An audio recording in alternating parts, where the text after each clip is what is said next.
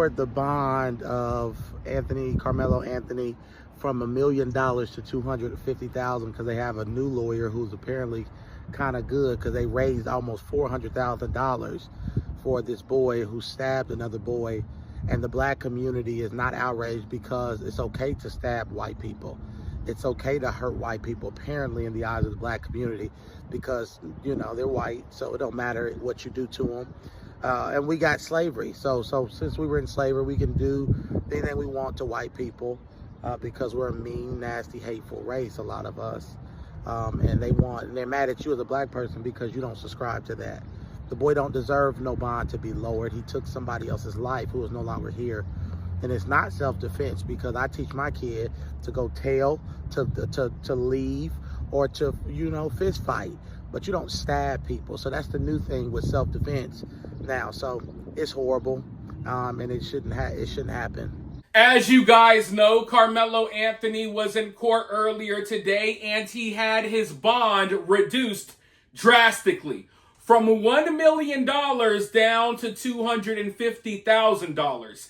And if you're wondering, why did the judge reduce his bond so much? Well, here she is holding a diversity in judiciary seminar. So I'm sure she doesn't have any personal biases. Austin Metcalf's family better be careful. I hope they're paying close attention to who these people are. But there's one thing that's become blatantly obvious about this case. And I say that as someone who has covered literally over 100 cases like this one. Usually, it's the victims' families that we're hearing from, right? Usually, you don't hear much from the killer's family. Usually, you're hearing from the victim's family. Usually, there's press conferences for the victim. Usually, there's representatives speaking out for the victim's family, but that's not the case here. In fact, the Karmelo Anthony family, they have decided to play the role of victim. We're not hearing from Austin Metcalf's family at all. There hasn't been a single press conference in his name. I don't see any community activists coming out to support Austin Metcalf. I don't see his family hiring spokesmen and spokeswomen to go out here and speak for them. I don't see them endlessly talking to the news, playing victim about the hateful stuff that is being spread about their son online. No. We do see all of this coming from the Karmelo Anthony family, though, right? We see them playing victim. We see them having advocate groups have press conferences for them, trying to paint them out to be the victim, trying to, gain and garner some sympathy for them. And this is something I'm not used to seeing. We usually see this energy from the victim's family. If you are unaware of the details in this case, and you were just looking at the public reaction to this case, you would think that Karmelo was the one stabbed in the chest, the way his family is acting. I don't see much sympathy for Austin Metcalf, but every time I turn around, here's another post, here's another news clip of why we shouldn't view Karmelo Anthony as a bad kid. Please don't view him as a thug. Look, he worked at Foot Locker. Look, he had good grades. Ignore the fact that he stabbed someone in the chest. So yeah, it's really weird to me seeing Austin Metcalf's family just basically say nothing, radio silence, as Karmelo Anthony's family is out here in the media every day, not necessarily directly, but indirectly from their spokesman. Their spokesman, by the way, is some guy who literally almost shook a baby's eyeballs out of his head back in 2009. The spokesman for Karmelo Anthony's family almost killed a 2-year-old child. But we're going to leave out those details, okay? But for some reason, these people feel the need to play victim. And I don't like seeing it, because at the end of the day, they can still talk to their son. Austin Metcalf's family can't. But as I was saying, we keep hearing all of this stuff from Karmelo Anthony's side, and today was no different. After court, we didn't hear anything from Austin Metcalf's family. We didn't hear much from The judge, we didn't hear much about anything, but Karmelo Anthony's lawyer, he had a lot to say. Oh boy, did he have a lot to say. And you see, this is kind of the period in time where there shouldn't be much talking. Maybe me and you could talk about how we feel about the case. But the judges and the lawyers and the people officially involved in this case, they shouldn't be saying much. But of course, Karmelo Anthony's lawyer is out here freaking chirping like a bird. I want to go ahead and roll this clip. It's a long one, but before I do, people often ask, how can they support the channel? The answer to that question is very simple. You can support the channel by liking this video, sharing this video on social media, and dropping a comment below and becoming part of the conversation. You don't have to agree with me. I welcome different opinions here. But if you want to take your support one step further, you could always send a super thanks or a cash app. It's always greatly appreciated. Now, with that being said, I want to go ahead and roll this clip of what Karmelo Anthony's lawyer had to say, because he spoke out after court. I think a lot of what he had to say was complete BS, and I'll react to it after this clip. But as you watch this clip, go ahead and react to it in the comments. Let me know what you think about what he's saying. And then, of course, I'll be right back with thoughts of my own. Good morning, everybody. There's not much I can say, but the judge... Can you come this way? Sure. Okay, that's fine, right there. All right, there's not much I can say. The judge has made the call, and so what's important is what's next. Briscoe PD will be finishing up their investigation. They will submit the case to my office. We will review it and ultimately present it to a grand jury. And so that's what's next. That's pretty much all I can say right now. We do our speaking in as far as the facts go in the courtroom. Many of you were in there, so you understand what was said. But this is a terrible tragedy for our entire, not just Briscoe, but Collin County community. One family has suffered a permanent loss. It's the most unnatural thing for a parent to lose their child. It's permanent, it's profound, it's certainly premature, and it's the hardest thing that I think a human being can go through is to lose their child. The Anthony family has had a different kind of loss, but a loss nonetheless. But the judge has made her call, and we look forward to continuing the process and looking forward to reviewing all the facts of the case that Briscoe PD is coming up with and present it to a grand jury. What we're concerned about as prosecutors is justice, truth, and accountability. And so we will go where the facts lead us. Thank you so much. Could you speak about the security and the vitriol and just the safety even for the judge and your officer? Well, this has definitely rocked our entire community. And so it has struck a nerve in the community, and it's hard for everybody to be level-headed at a time like this. So that's where we come in. It's our job to be level-headed, to be fact-based, and to follow the truth wherever it leads. Thank you so much. And what is your name? Thank you. Yeah, that's the attorney.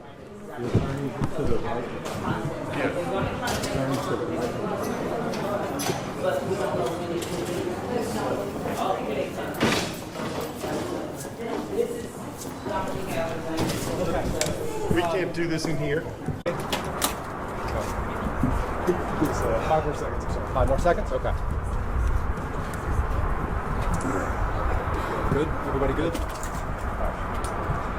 Every Texan has the right to defend themselves when they reasonably fear for their life. Self-defense is a protection that applies to each and every one of us. There are two sides to every story, and Karmelo is a 17-year-old kid and an excellent student. He is the captain of his track team. He is the captain of his football team. And prior to this, what was on his mind was what college he was going to go to. This is a tragedy all the way around for both families. Rushing to judgment, trial by public perception and trial by media is not how we ensure justice is done. We are confident that after a full investigation, that the truth will come out. Thank you. Mike, you took umbrage with the state's assessment that this was simple and brutal. Why so? Well, the fact of the matter is, like I said, there's two sides to every story, and we've only heard one side. In any criminal case, the police investigate, and the defense is always far behind that. And so it is a one-sided investigation to this point, and even that investigation is still ongoing. So to say that it happened this way or that way is just not accurate at this point. All of the facts are going to come out, and that's why our system of justice requires that we keep our minds open and we let the facts come out as they are after a full investigation. Is your client going to be able to make bond and get out today? I anticipate that he will be able to make bond. I can't speak to how quickly that will go. Funds, in the funds that have been raised are not quick to come out. And then, there's obviously a process to the release process once bond is posted. The big question that a lot of people have is, why was this young man armed on school property? That's an understandable question, but it's not something that, frankly, we're prepared to even go into.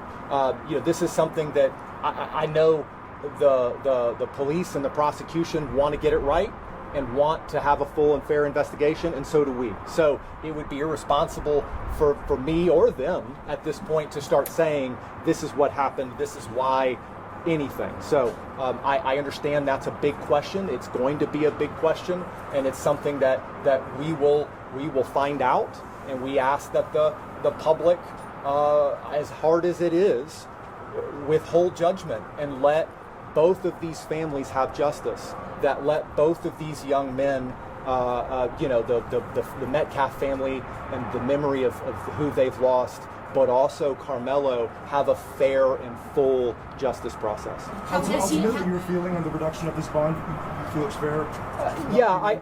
I feel it's fair. Bond, as the judge said, is not supposed to be an instrument of oppression. It's not supposed to keep people in jail. It's not supposed to punish. It's supposed to ensure that a person shows up to court, complies with all conditions, and it's supposed to keep the community safe. So this is a large and substantial bond, and the judge has, I think, rightly imposed reasonable conditions that will ensure both Karmelo and the Anthony family's safety, but also the safety of the community. What was Karmelo's reaction today? He didn't seem very talkative toward you. And how has jail, I guess, been so far for this teenager? And is he on suicide watch or anything like that? I honestly can't speak to Karmelo's reaction because I was so focused on the hearing and what was going on and what the judge was saying.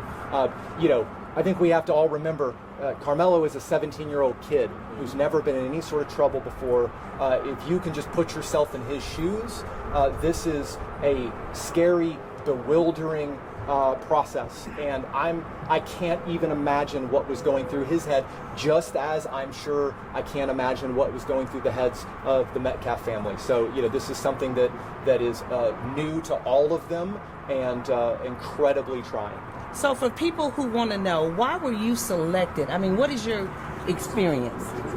I mean, you had to be really good. I can't speak as to why I was selected. In any case, it's important to have an attorney that you connect with, that you feel has the right amount of experience and the right investment in the case. And I'm not speaking to anybody else. I just know that that's important in any case. Just how unsafe does this family feel?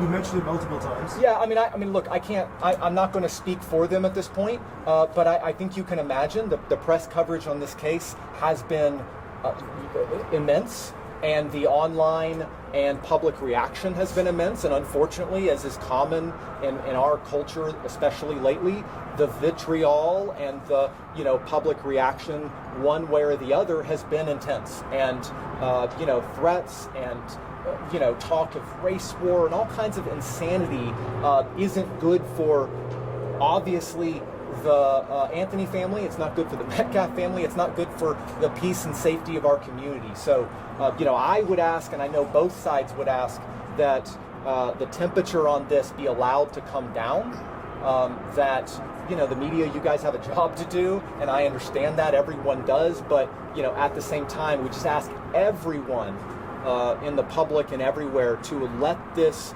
process play out fairly and fully for both sides. Thank you guys. Thank you. Thank you so much. Look, you guys can think whatever you want about this lawyer, but he did get one thing right.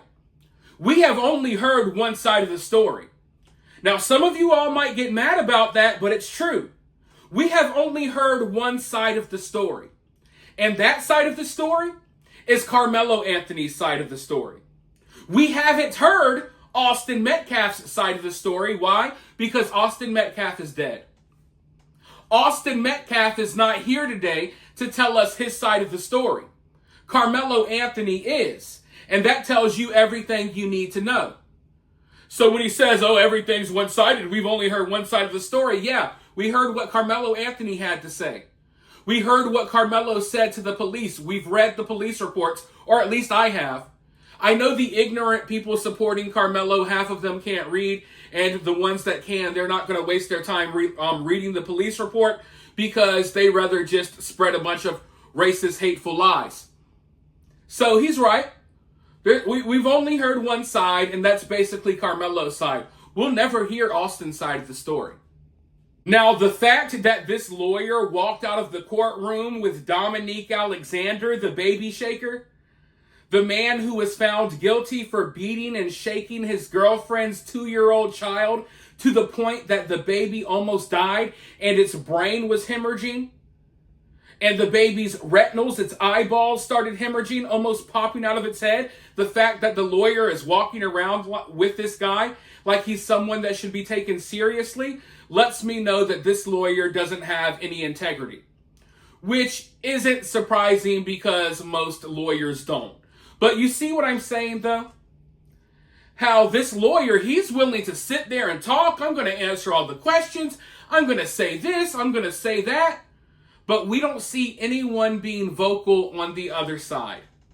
We don't see anyone being vocal on the other side. The other side seems to be interested in allowing this to play out in court, whereas the Karmelo Anthony family, they're continuously trying to appeal to the general public because what they want to do, I've seen these tactics used before, they want to weaponize the general public.